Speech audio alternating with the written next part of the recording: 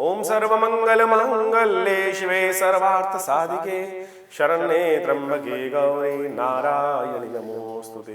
शरणागत दीनार्थ परित्राण परायणे सर्वस्यार्ति हरे देवी नारायणि नमोस्तुते। नमस्कार, स्वागत है आपका आचार्य वाणी में। मैं आचार्य विक्रमादित्य आपके साथ हूँ। आज का विषय हमारा है मकर राशि वालों के लिए जनवरी का पहला भाग क्या कुछ लेकर आया है। देखिए मकर राशि वालों, आपकी राशि के अनुसार से आपको समझ लेना चाहिए ये साल आपके लिए बड़ा महत्वपूर्ण है। 2000 जो विशेष तौर पर 24 है, ये आपके लिए ही है, बहुत सुंदर तरीके से है। ऐसे नहीं बोल रहे हैं, इसकी गणना समझ लीजिए। 2024 इसका नंबर आता है 8 और आपकी राशि है मकर, इसका स्वामी है शनि। 8 के स्वामी भी शनि है और आपकी राशि के स्वामी भी शनि है। तो ये वर्ष आपके लिए ही है, तो आपको इसका संपूर्ण रूप से सुंदर यूटिलाइजेशन करने का प्रयास करना चाहिए। ठीक है, आपकी राशि में 7.5 चल रही है, लेकिन 7.5 का अंतिम भाग है और पुरानी कहावत है कि जाते हुए शनि बहुत कुछ देके जाते हैं और हमें पूर्ण गणना से दिखाई दे रहा है कि शनि आपके लिए बहुत सुंदर योग इस वर्ष बनाने वाले हैं। और कई प्रकार से ग्रह गणना हमने पहले भी आपको वीडियोज़ के माध्यम से बताया है। अब सिलसिलेवार तरीके से समझ लें कि जनवरी का पहला भाग आपके लिए किस प्रकार के योग बनाने वाला है। जनवरी का आरंभ भी आपके लिए बहुत सुंदर रहा है। जनवरी शुरू होने से पहले ही एक दिन पहले ही बृहस्पति जिस प्रकार से मार्गी हुए ना, आपके लिए बहुत सारे सफलता के लिए बहुत सारे मार्ग प्रशस्त करने के योग बनाएंगे, सही दिशा देने के योग बनाएंगे। कहीं संकोच भाव चल रहा था तो उसको भी समाप्त करने के योग बन जाएंगे और कई प्रकार से उन्नति के मार्ग आपके लिए सुंदर प्रशस्त होते दिखाई दे रहे हैं।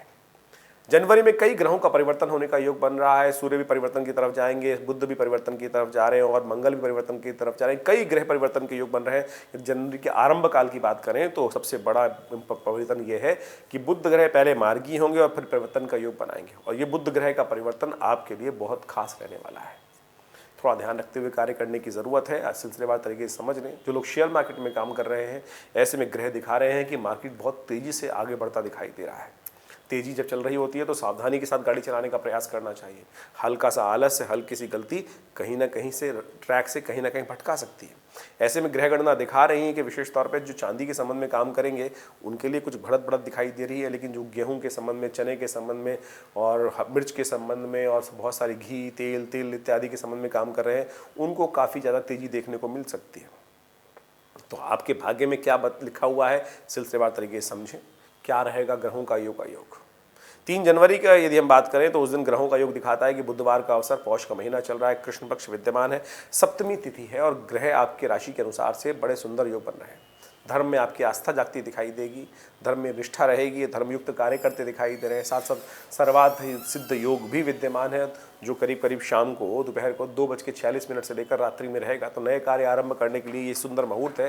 कुछ भी नया इनिशिएट लेना आपके लिए सुंदर रहेगा। बुधवार का दिन वैसे ही सबसे शुभ होता है, तो ऐसे में ग्रहों की गणना भी आपके लिए शुभ दिखाई दे रही है। लेकिन ध्यान रखिएगा, आपकी सज्जनता का, आपके धर्मयुक्त कार्य करने का कोई नाजायज़ फायदा उठा सकता है। तो ऐसे में थोड़ा ध्यान रखते हुए कार्य करना है। कोई जो लूटने का प्रयास करता है, सज्जन कोई लूटने का प्रयास करता है। दुर्जन को कौन लूट सकता है? दुर्जन को तो विशेष तौर पर वो तो पहले ही लूट के बढ़ रहा है आगे। लेकिन आपकी सज्जनता के गुण इन दिनों आप पे थोड़े भारी पड़ सकते हैं, तो आपको थोड़ा ध्यान रखना है। फिर ये मत कहिएगा कि कोई नुकसान किस प्रकार से हो गया। नुकसान आप अपनी सज्जनता के कारण से करा सकते हैं। तो धर्मयुक्त रहें, लेकिन थोड़े सजग रहते हुए कार्य करना आपके लिए अच्छा है। 3 और 4 दोनों दिन ऐसा ही योग बन रहा है, तो इसका सावधान रहते हुए कार्य करें। वहीं 4 जनवरी को जो समझाने का हम प्रयास करें, बृहस्पतिवार का अवसर, अष्टमी तिथि, कालाष्टमी और रुक्मिणी उस दिन अष्टमी है, तो सुंदर तरीके से भगवान का भजन करते हुए कार्य करना चाहिए आपको। माँ भगवती दुर्गा का सुबह सुबह ध्यान रखें। दुर्गा जी को लाल पुष्प अर्पित करें, लाल चुन्नी अर्पित करें। भगवती रुक्मिणी देवी भगवान कृष्ण के साथ उनका पूजन करेंगे तो बहुत सुंदर रहेगा।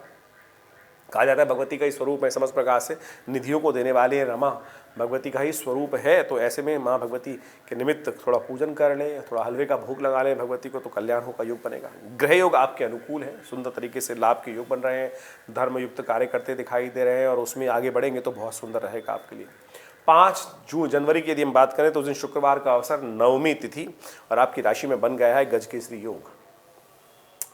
आपके आगे बढ़ने का आपको पूर्ण तरह से प्रयास करना चाहिए। बृहस्पति और चंद्रमा का संबंध जो है वो आपको आगे बढ़ने के सुंदर योग बना रहा है, लाभ देने के योग बना रहा है, सम्मान प्राप्ति के योग बना रहा है। तो ऐसे में पूर्ण आश्वस्त होकर आप आगे बढ़ने का प्रयास करें। कोई आपके हिस्से को, आपके भाग को नहीं ले जा सकता, आपको आगे बढ़ने का सुंदर प्रयास करना चाहिए। प्लूटो नाम का जो ग्रह है वो इस दिन अस्त हो रहा है, और हम यदि ग्रहों की गणना देखें तो आपकी राशि के अनुसार से दिखाई देता है कि 1 महीने के लिए आपके लिए नए प्रोजेक्ट्स में कुछ नया इनिशिएट लेने के लिए सुंदर अवस्था बनेगी और बहुत सुंदर तरीके से आगे बढ़ने के लिए रास्ते प्राप्त होंगे। कई प्रकार के नया विचारों में उदय हो सकता है, तो ऐसे में आपको इसका उपयोग करने का प्रयास करना चाहिए। उपाय गौ पूजा, गौ सेवा। जिस दिन शुक्रवार का दिवस सबसे श्रेष्ठ है तो इसी क्षेत्र में कार्य करने का प्रयास करें।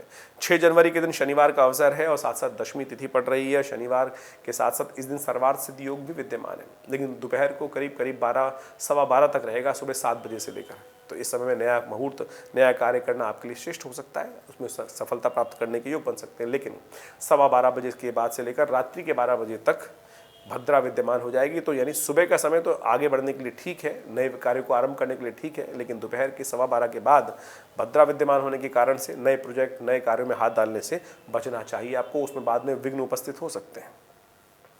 ग्रहों की गणना विशेष तौर पे आपके अनुकूल बनी हुई है, बहुत समझ के काम करना आपके लिए अच्छा रहेगा, और मैं कहूँगा कि इसमें तो बिल्कुल आगे से पूरी तरह से आगे बढ़कर काम करने की ज़रूरत है। बहुत सुंदर तरीके से गज के श्री बृहस्पति का सुंदर योग बना हुआ है, लेकिन बृहस्पति वहाँ पर बैठे हुए कुछ खर्चे भी करा सकते हैं, तो बस आप लीकेज को और खर्चे को ध्यान रखते हुए कार्य करेंगे तो सुंदर रहेगा आपके लिए। शनिवार का अवसर, कोशिश ये करें हनुमान जी को मंदिर में जाकर चूल्हा चढ़ाएं, वो आपके लिए अच्छा रहेगा, वो आपके अंदर शक्ति का संवर्धन इम्प्रूव करेंगे और बहुत सुंदर तरीके से लाभ के योग बनाएंगे।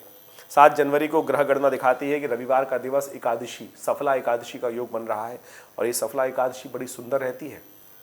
कहा जाता है कि जब जीवन में कुछ सफलता प्राप्त नहीं हो रही हो, कष्ट लगातार चल रहे हो, तो सफला एकादशी के दिन भगवान विष्णु का यदि पंचामृत के द्वारा अभिषेक कर लिया जाए और उनके यज्ञ में पुरुष सूक्त के द्वारा उनका पाठ कर लिया जाए तो बहुत सुंदर तरीके से समस्त कार्यों के विघ्नों को दूर करने का रास्ता बना सकते हैं और सफलता प्राप्त कर सकते हैं। हमने भी विवेकानंद योगाश्रम में इस दिन विष्णु यज्ञ का सुंदर कार्यक्रम रखा है, आप भी उसमें सम्मिलित हो सकते हैं, जो सुबह करीब 8:30 बजे से लेकर भगवान विष्णु के निमित्त पुरुष सूक्त इत्यादि के यज्ञ से सम्मिलित होकर भगवान का स्तवन करते हुए सुंदर कार्यक्रम रहेगा। आप भी उसमें अपनी कुछ आहुतियाँ देकर सुंदर तरीके से भगवान के स्तवन का लाभ ले सकते हैं। इस दिन ग्रहों का परिवर्तन का योग बन रहा है, चंद्रमा भी परिवर्तन की तरफ जा रहे हैं और साथ साथ बुध भी परिवर्तन की तरफ जा रहे हैं। बुध का धनु राशि में जाना ये आपके लिए थोड़ा भारी पड़ सकता है। कई सौदों में ऐसा हो सकता है कि लोग आपको निकालने का प्रयास करें, लोग आपके भाग को लेने का प्रयास करें, तो आपको लगातार करीब करीब 1 महीने तक इस बात का ध्यान रखना है कि बुध आपके लिए जो परिवर्तन के योग बना रहा है ये थोड़ा कष्टमय रहेगा।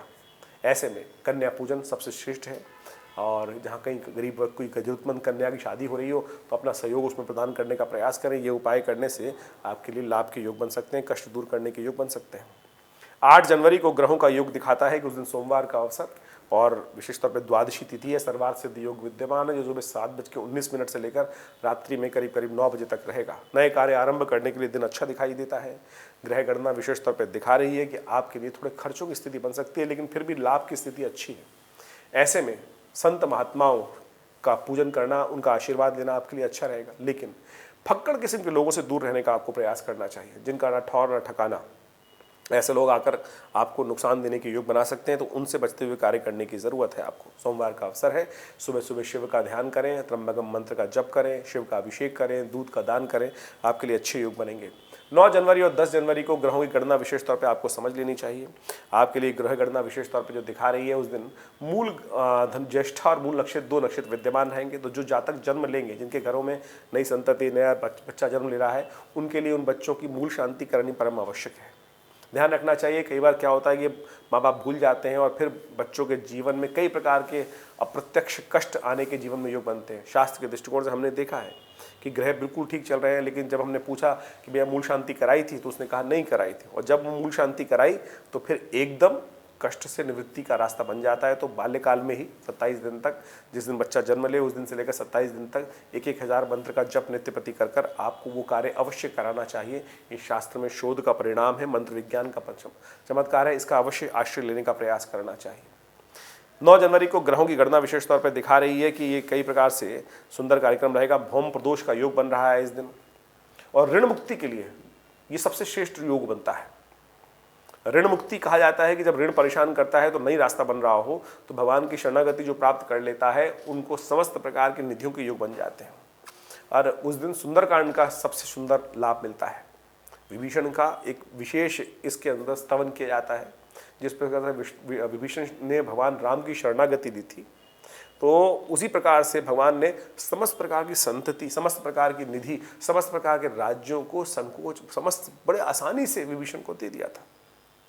तो कहा जाता है कि जो सुंदरकांड का इस सुंदर योग में पाठ कर लेते हैं उनके समस्त प्रकार के कष्टों को दूर करने का योग बन जाता है। तो 9 जनवरी को सुंदर प्रकार से हमने आश्रम में सुंदरकांड का पाठ रखा है, भौम प्रदोष का सुंदर योग बन रहा है और ऋण मुक्ति के लिए सुंदर साधन रहेगा। तो आप सब इसका लाभ अवश्य लेने का प्रयास कीजिए। और हमने आश्रम में आप सुंदरकांड का कार्यक्रम शाम को 6 बजे से आरंभ होगा और वो उसमें आप विशेष तौर पर लाभ के योग बना सकते हैं। आने का सुंदर कार्यक्रम रखें तो सुंदर रहेगा। शेष विधि के लिए आप समस्त नंबर्स पे संपर्क साध सकते हैं और आप भी स्वयं हनुमान जी को चोला चढ़ाकर स्वयं अपने हाथों से सुंदरकांड का सुंदर पाठ और सुंदर विशाल भंडारे का आयोजन है उसका लाभ ले सकते हैं। 10 जनवरी को ग्रहों की गणना थोड़ी भारी दिखाई देती है आपके लिए। बुध का योग 12वें भाव में चंद्रमा के साथ हो रहा है, ये कहीं ना कहीं नुकसान देने के योग बनाता है। साथ साथ भद्रा भी विद्यमान है जो सुबह 9:22 तक रहेगी। तो ऐसे में कुछ खास उपाय करने का प्रयास करना चाहिए। ऐसे में विशेष तौर पर भगवान विष्णु, भगवान शंकर का स्तवन करना आपके लिए सबसे शिष्ट रहेगा। भगवान शंकर पर बिल्वपत्र अर्पित करें, ओम नमः शिवाय का पाठ करते हुए इस कष्ट को योग जो नुकसान वाले योग हैं, नुकसान देने वाले योग हैं, उसको ठीक करने में रास्ता मिलेगा। शेष समस्त कार्यों को करते हुए थोड़ा ध्यान अवश्य रखें। अननेसेसरी के जुर्माने, अननेसेसरी खर्चों से बचने के लिए समस्त कार्य रूल रेगुलेशन को फॉलो करते हुए करने का आपको प्रयास करना चाहिए। देखिए, ग्रह गणना विशेष तौर पर आपके लिए रोज नया सूर्योदय करती है और ग्रह आपके लिए नई उम्मीदें जगाती है। ऐसे में यदि हमें पता चल जाए कि ग्रह आने वाले समय में किस दिशा में जा रहे हैं तो हम सुंदर तरीके से उसका लाभ ले सकते हैं। तो यही सारी बातें हमने आपके समक्ष रखी हैं। इसके अनुरूप कार्य करने का प्रयास करेंगे तो सुंदर रहेगा। धन्यवाद, नमस्कार।